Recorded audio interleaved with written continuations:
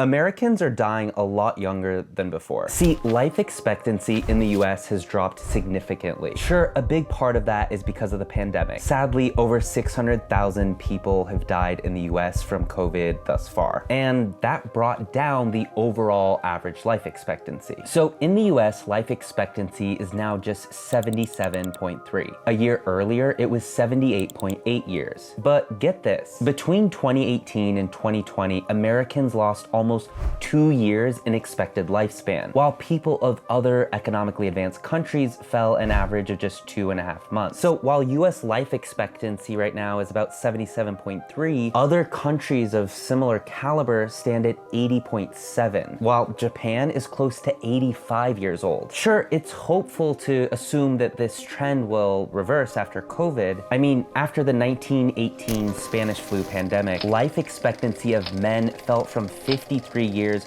to just 37 years, but the following year it jumped back. But unfortunately, that sort of bounce back is not really likely to happen in the US. See, the average age that someone born in the US is expected to live has been going down now for about 7 years. Drugs are becoming cheaper than candy bars. Alcoholic liver disease was already trending in the wrong direction in the United States before the pandemic. The biggest reason Americans are dying sooner is overdosing on opioids or alcohol, suicide, and liver disease, which can happen from unhealthy habits like poor diets, which can lead to obesity. 6 years ago, 2 Princeton economists, Ann Case and Angus Deaton, dug into the stats and found some pretty shocking things. But we think it's a real sign that something is not right. They concluded that the most prevalent trend was amongst middle-aged white people without a college degree, and that the reason for earlier deaths was a result of vanishing jobs, disintegrating families, and other social stressors. So what can we do about this? Is the US just destined to have shorter lives than its peer countries in Europe? Should the government go after Purdue Pharma for hooking millions of Americans on opioid drugs through Oxycontin? Our main story tonight concerns a public health crisis that's exposed the failure of American institutions. No, not that one. Not that one either.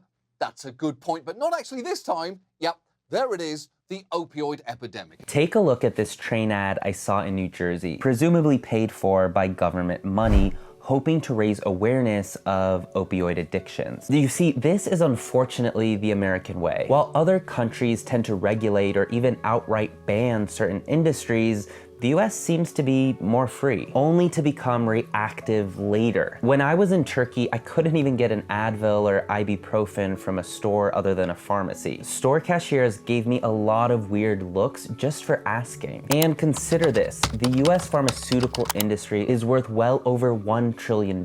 Some estimates say that's about half of the global pharmaceutical industry worldwide. By some estimates, almost 70% of Americans take at least one prescription drug. More than half of Americans take at least 2. Another factor to think about is this. Americans are largely an individualistic society compared to other societies which prioritize groups over the individual. This can cause isolation and loneliness. One study shows that loneliness can increase the risk of cardiovascular disease and stroke by 30%. So loneliness is actually worse for our health than smoking cigarettes. But I'm curious, what do you think? Why is this happening and what needs to be done to reverse this insane trend? While you're at it, check out more of my videos, subscribe to my channel, and find me on Instagram and TikTok at Uptin.